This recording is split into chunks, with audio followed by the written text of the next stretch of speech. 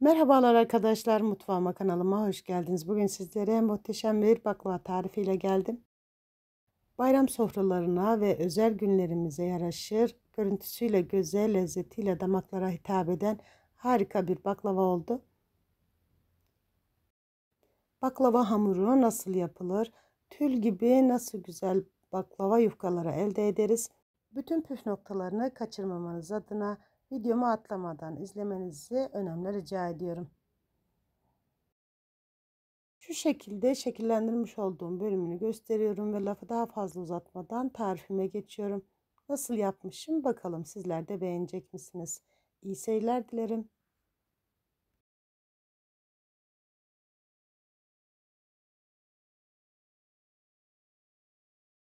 Yoğurma kabımın içerisine bir çay bardağı suyumu alıyorum. Aynı bardak ölçüleriyle bir çay bardağı süt ve bir çay bardağı sıvı yağımı ilave ediyorum. Üzerine dolu dolu 2 yemek kaşığı üzüm sirkesi kullandım. Siz dilerseniz elma sirkesi de kullanabilirsiniz. Çay kaşığının ucuyla bir çimdik tuz ve bir adet yumurtamı ilave ediyorum ve sıvı malzemelerimi güzelce karıştırıyorum. Bu malzemelerimizden 1000 gramlık tepsiyle bir tepsi baklava elde ediyoruz arkadaşlar. Daha fazla yapmak isterseniz malzeme listemizi katlarıyla çoğaltarak daha fazla baklavalar elde edebilirsiniz. Evet, unumu azar azar ilave ederek yoğurma işlemine başladım. Ben toplamda 5 su bardağı un kullandım. Her zaman söylediğim gibi unumuzun markasından miktarı değişiklik gösterebilir. O yüzden unumuzu azar azar kontrollü bir şekilde ekleyerek yoğurma işlemine devam ediyorum. Evet, hamurumu şöyle bir toparlıyorum. Toparladıktan sonra tekrardan tezgahıma çıkarıp çok güzel bir şekilde yoğuracağım. Bu tür hamur işlerinde hamurumuzun içerisine konulan malzeme kadar da yoğrulması çok önemli. Çok güzel bir şekilde yoğrulmuş hamurdan çok güzel hamur işleri ve baklavalar elde edebilirsiniz. O yüzden hamur yoğurma işlemini oldu bittiye getirmeyelim. Çok güzel bir kıvam alana kadar, sakız gibi bir kıvam alana kadar yoğurma işlemine devam edelim. 4 su bardağı unumla hamurumu güzelce toparladım ve son kalan 1 bardak unumu bu şekilde yine azar azar ilave ederek yoğurma işlemine devam ediyorum. Bu baklava hamuruyla çok güzel baklavalar yapabilirsiniz arkadaşlar. Gerçekten tam garantili, yıllardır yapmış olduğum garantili bir tarif. Bayram yaklaşıyor malum. Bol bol baklava yapılacak şu günlerde. Gerçekten tam garantili, tam tutan çok güzel bir hamur tarifi. Bu hamurla dilediğiniz baklavayı yapabilirsiniz. Ben bugün gül baklava yapacağım. Evet, hamurumu aşağı yukarı 3-4 dakika bu şekilde yoğurdum. Sonrasında hiç bekletme yapmadan bu şekilde şeritler oluşturuyorum. Hamurumdan göz kararı parçalar koparıp cevizden bir tık büyük bezeler oluşturacağım. Hamurumu bezeleme işleminden sonra dinlenmeye alacağım için hiç bekletme yapmadım. Hamurumu yoğurur yoğurmaz bu şekilde bezeleme işlemine geçtim arkadaşlar.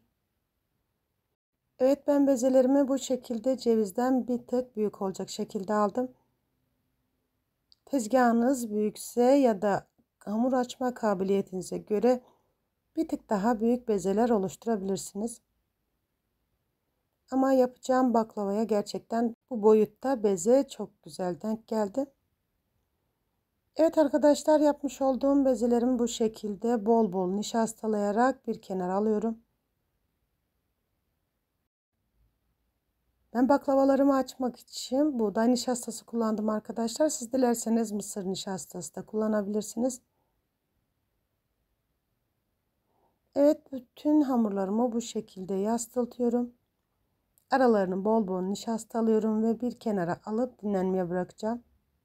Bu dinlendirme işlemi çok önemli arkadaşlar. Hamurumuzun çok kolay bir şekilde açılması için mutlaka bu dinlendirme işlemini yapalım.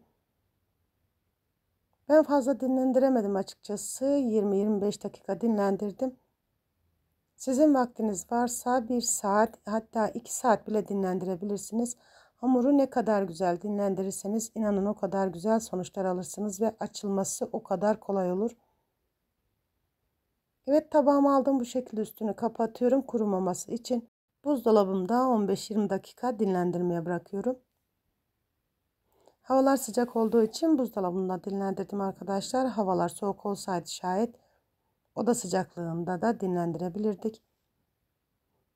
Evet, dinlenmiş olan hamurlarımı bu şekilde 2 tanesini alıyorum. Ben bu hamurumu ikişer ikişer açacağım arkadaşlar. Siz dilerseniz teker teker de açabilirsiniz.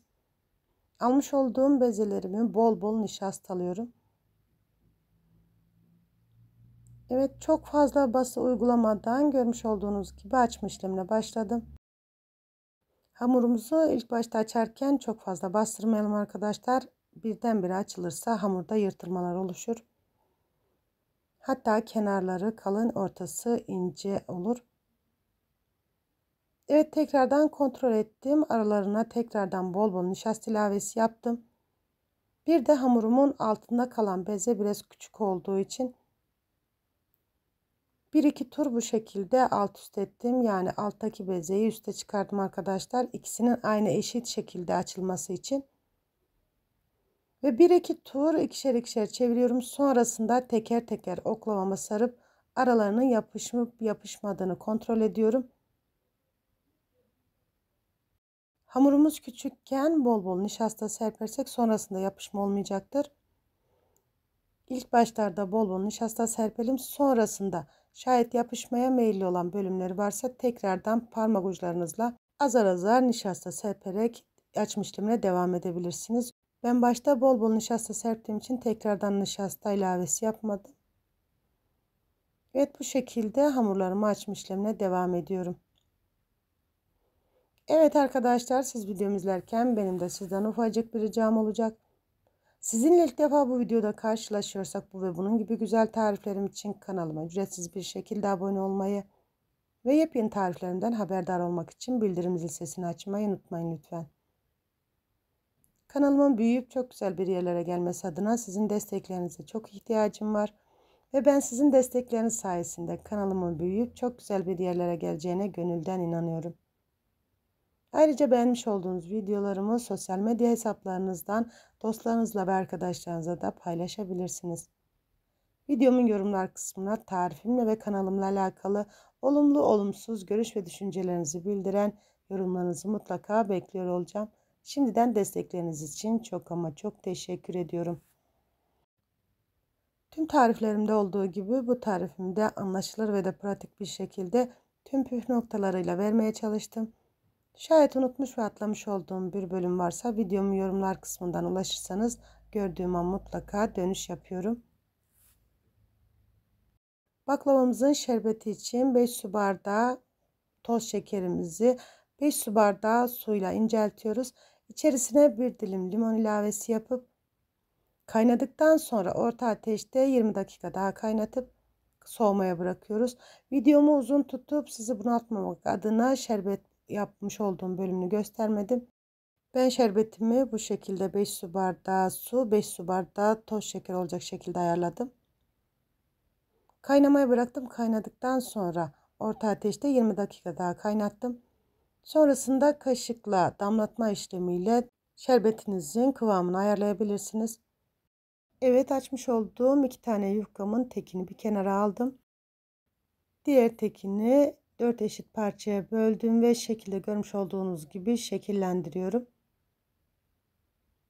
Mutlaka bu şekilde tam ortalarını kapatalım cevizlerimizin dökülmemesi için. Ve şekillendirmiş olduğum yufkaların arasına bu şekilde göz kararı cevizlerimi yerleştiriyorum. Yine dökülmemesi için kenarlarından bu şekilde kapatıyorum. Ve görmüş olduğunuz gibi katlamalar yapıp tepsime alıyorum. Bütün yufkalarım bitene kadar bu işleme devam ediyorum. Evet, tekrar tekrar gösteriyorum anlayabilmeniz adına. Gerçekten şekli şahane arkadaşlar. İnanın lezzeti de bir o kadar güzel. Şu şekilde tatlımın yapılışını bir de yakından çekmek istedim. Maalesef güneş ışığından dolayı çekim aşamasında çok fazla belli olmuyor arkadaşlar şekli.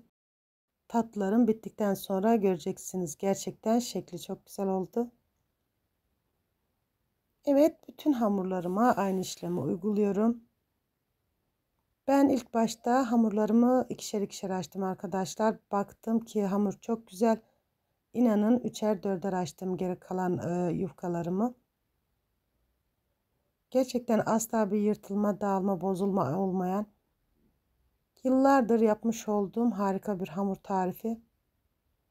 İnanın bu hamur tarifiyle, bu malzemelerle dilediğiniz baklavayı gönül rahatlığıyla yapabilirsiniz. Tam garantili bir tarif. Evet, bütün tatlılarımı aynı şekilde şekillendiriyorum ve tepsime alıyorum. Ben tatlarımı yağlamak için 250 gram kadar sade yağ kullandım arkadaşlar. Siz dilerseniz tereyağı da kullanabilirsiniz. Hatta tereyağı sıvı yağ ile de karıştırabilirsiniz. Şayet tereyağı kullanacaksanız mutlaka erittikten sonra süzmenizi tavsiye ederim.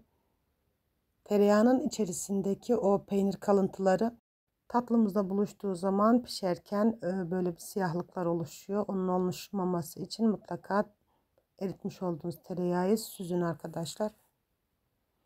Bir de tatlımızı pişirirken aceleye getirmeyelim. Çok yüksek ısıda pişirmeyelim arkadaşlar tatlımızı ki içerisini çeke çeke pişsin. Ben 190 derecelik fırınımda aşağı yukarı 1 saate yakın bir zamanda pişirdim. O yüzden çok yüksek derecede pişirmeyin, içerisinin hamur kalmaması için. Yavaş yavaş içerisini çeke çeke pişmesine izin verelim. Evet, bu şekilde yağlamış olduğum tatlımı pişmeye gönderiyorum. Evet, tatlım pişti. İlk sıcaklığı geçti. İlk sıcaklığı geçmiş olan tatlılarımla şerbetimi buluşturuyorum. Tatlılarım sıcak, şerbetim soğuk arkadaşlar. Ben her zaman sıcak tatlılarımla soğuk şerbetimi buluşturuyorum. Bazı arkadaşlar ikisini de sıcak olarak kullanıyorlar. Valla ben yapmadığım için, denemediğim için bu konuda hiçbir fikrim yok. O yüzden ben sıcak tatlılarımla, hatta ilk sıcaklığı geçmiş tatlılarımla soğuk şerbetimi buluşturuyorum bu şekilde. Yıllardır bu şekilde yapıyorum. Kıyır kıyır, hiç de bozulma ya da yumuşama olmuyor arkadaşlar. Evet, bu şekilde şerbetimle buluşturmuş olduğum tatlılarımı şöyle 1-2 saat dinlenmeye alıyorum. Evet, tatlarım dinlendi, şerbetini çektim. Şu şekilde tatlarımın son halini sizlerle paylaşmak istiyorum. Çekimimi tamamlamak adına çok fazla bekletemedim açıkçası. 20-25 dakika anca bekletebildim. Ve şu şekilde iç dokusunu da sizlerle paylaşmak istiyorum. Çatal dokunmadan gerçekten kıyır kıyır arkadaşlar, muhteşem bir lezzet oldu. Evet, iç dokusu da bu şekilde, asla hamurlaşma olmadı. Gerçekten hamuruyla, dokusuyla, lezzetiyle, kıvamıyla inanın muhteşem bir tarif oldu. Ne diyoruz? İnşallah dener ve daha güzellerini yaparsınız. Şayet tarifimi denerseniz videomun yorumlar kısmından sonuçları benimle paylaşmanızı önemli rica ediyorum. Ayrıca sizinle ilk defa bu videoda karşılaşıyorsak bunun gibi birçok baklava tarifim var. Onlara da şöyle bir göz atarsanız gerçekten çok sevinirim. Evet arkadaşlar, bir videomun daha sonuna geldim. Yapıp deneyecek olanlara şimdiden afiyet olsun. Yepyeni tariflerde görüşmek üzere. Allah'a emanet olun. Hoşça kalın.